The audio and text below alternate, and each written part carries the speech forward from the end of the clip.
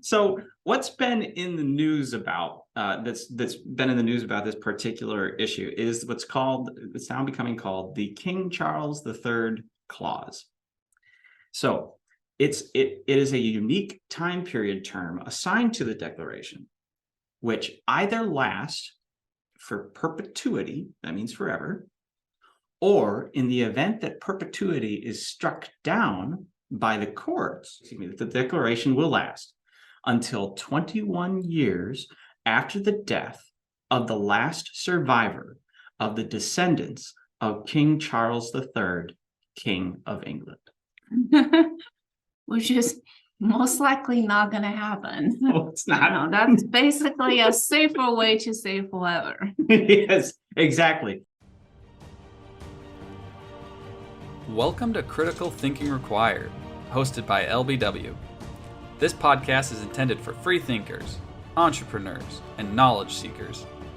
Join us as we discuss relevant financial topics, explore with guests their financial journeys, and engage with experts in industries such as space, media and entertainment, real estate, and many more. Buckle up and enjoy the ride. Welcome to Critical Thinking Required. I'm your host, Ying, and this is my colleague, Nathaniel. Today, we're going to talk about the whole fight between Disney in Florida and with the state of Florida. And before we start, if you like this episode, please like, share, and subscribe. All right, let's start with the history of Disney World. So Disney World opened its theme park in 1971, but back in 1967, it signed a deal with the state of Florida to make it into a special zone known as the Reedy Creek Improvement District. What it do is basically give it more tax benefits so that it have its own decision. It can make its own decision on planning, so they don't have to, we need to build a new attraction. They don't have to go to the planning office to apply for premises, that sort of thing, and also save them on tax money. On top of that, they also, I believe, have to pay its own fire department and medical service teams. So that's what basically the high level sum up of its special zone rights. And to that point right there, it benefited both parties, both Disney as well as the government of Florida.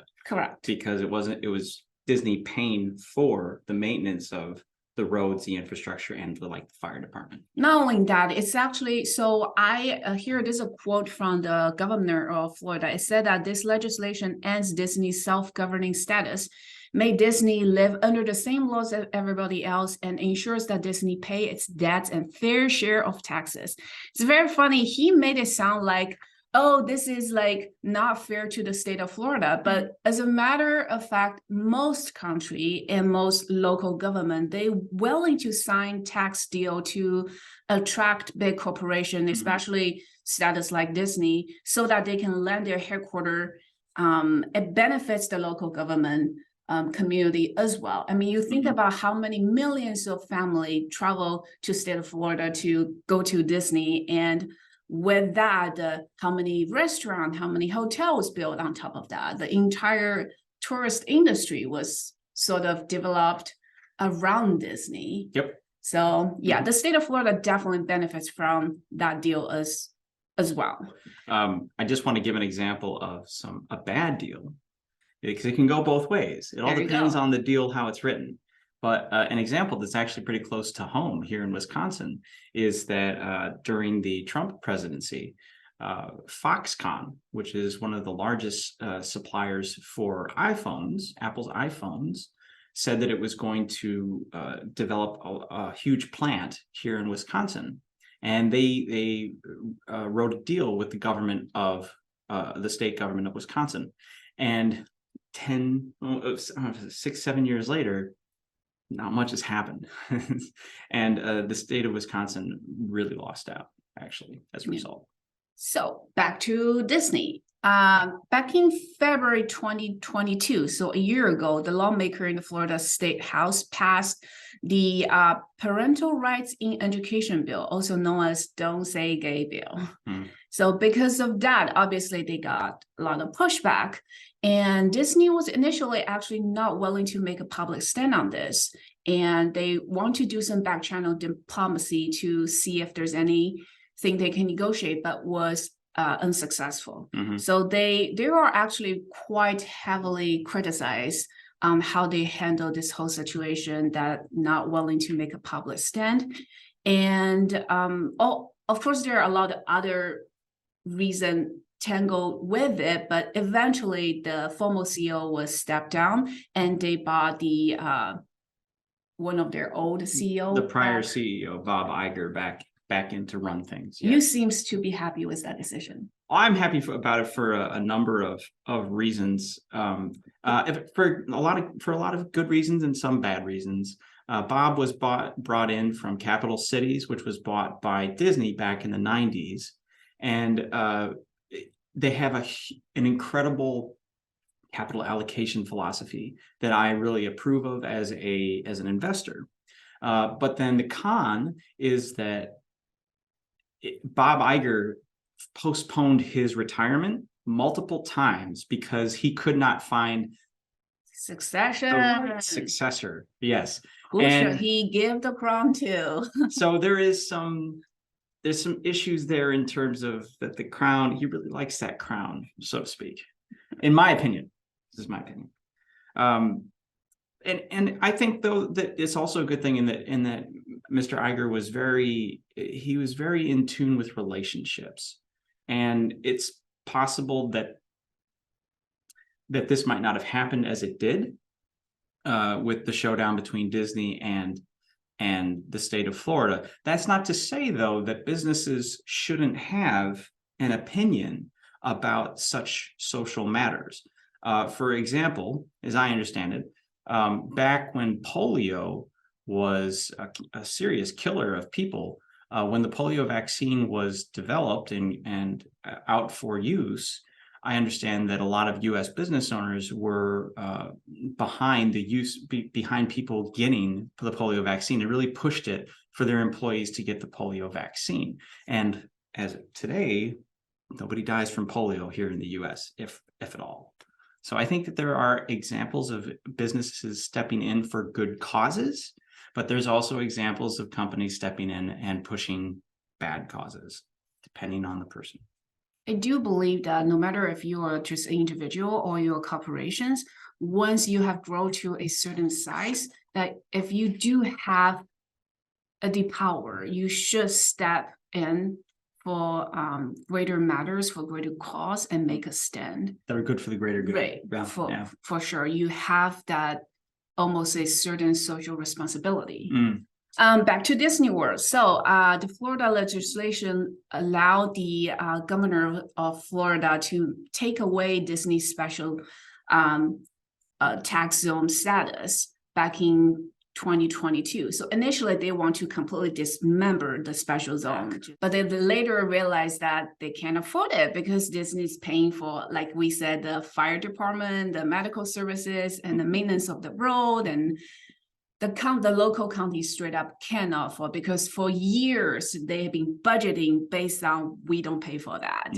So now they can't afford it. So did you forget the debt part? Oh, they also, yes. And on top of that, they have over $1 billion in debt, which if you dismember that special zone, the government have to pay for that as well. So State of Florida is responsible for it. Instead, the governor of Florida has the right to appoint board members for Disney. So essentially for the tax district, not Disney. For the tax district. It essentially took that power back, which is, I feel it's a little bit controversial because you think Disney World has too much power. Now you concentrate power to one person, which is the governor of Florida. Like, improvement? Technically, it's the 5 board members. Technically, but the governor, the government alone. I mean, yep, yeah, not improvement, but that's basically what happened. He has the right to appointed all 5 members of the board, and they also, as I understand, take certain special rights back. Like, for example, Disney no longer has the right to build a nuclear power plant.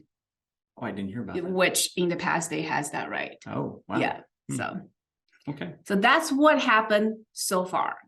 What has Disney done in response? I'm sorry, it makes me giggle. So first I want to address why did Florida's government take back control? They wanted to have the stated comments by the state of Florida and also the governor allude to that they wanted to have more control over Disney's expansion of their parks within Florida. And certain comments by the governor specifically implied that the government wanted more control over Disney's content within the parks. Ooh, freedom of speech no more. It's very interesting. Very interesting. So, what did Disney do in response to this? It makes me giggle. So, in January and February of 2023, this year, the district's board with the old members, not the members that were going to be appointed by the governor, passed a proposal by Disney called the Declaration of Restrictive Covenants and a 30-year development contract that allows Disney zoning, infrastructure, and air rights for future parks expansion. So this declaration essentially takes the control back from the board that governs the tax district and reverts the control back to Disney. Yeah, so if you want board member, okay, my board member no longer have power. The only power that they have is just like basic infrastructure and water maintenance. Yeah. That's it. But here's where it gets good. So Disney appeared to follow state law, including advertising their proposals in the local newspaper twice. They let everybody know that they were doing this, but apparently the government was asleep at the wheel. So these agreements effectively leave the government-approved members powerless. And the new members plan on attempting to nullify or sue to block the newly passed agreement. This is unlikely to succeed because in order to nullify it, then that would prompt a legal challenge from Disney for an attempted nullification. And if they were to attempt to block the newly passed agreements, technically speaking, the party who would want to sue to do that would have to be the residents of the district, which just so happened to be Disney's employees. Right? That is quite genius. So what's been in the news about that's been in the news about this particular issue is it's now becoming called the King Charles III clause. So what this is that this clause was utilized in the Declaration of Restrictive Covenants, which governs not only what the board can do, but what also governs the agreement, the 30-year land development agreement. So it is a unique time period term assigned to the declaration, which either lasts for perpetuity, that means forever, or in the event that perpetuity is struck down by the courts, it states until it will last, that this clause will last, that the declaration will last until 21 years after the death of the last survivor of the descendants of King Charles III, King of England. Which is most likely not going to happen. No, it's not. No, that's basically a safer way to say forever. Yes, exactly. Because when you think about that clause, like what that actually means, that means that all descendants of King Charles III would have to be wiped out. So barring a nuclear attack or a terrorism attack, where the entire family is in one place, even at the which they don't really do. They don't do that for security reasons, right? Yeah. I don't think that like even the smallest descendants, like from the wayward branches of the family, are not going to. It's not just the direct descendants. Mhm. It's like the entire family tree has to be wiped out in order for this agreement to be invalid. Mhm. It's most likely not going to happen. Right. So what's so special about this clause is it then means that everything that was stated within the Declaration of Restricted Covenants is bound by this clause, if not perpetuity. And some of these clauses, this is where it's essentially how Disney is taking back control, is it essentially is taking back control of its entire brand. So the district's properties have to be signed off essentially on how they're developed and maintained by Disney, in the sense that they can't use anything related to Disney. They have to conform to Disney's requirements. Disney has to give approval or has to sign an agreement with the district, and will likely charge for that right, for the district to advertise, to market Disney World. So the district has no control over Disney's likeness or content.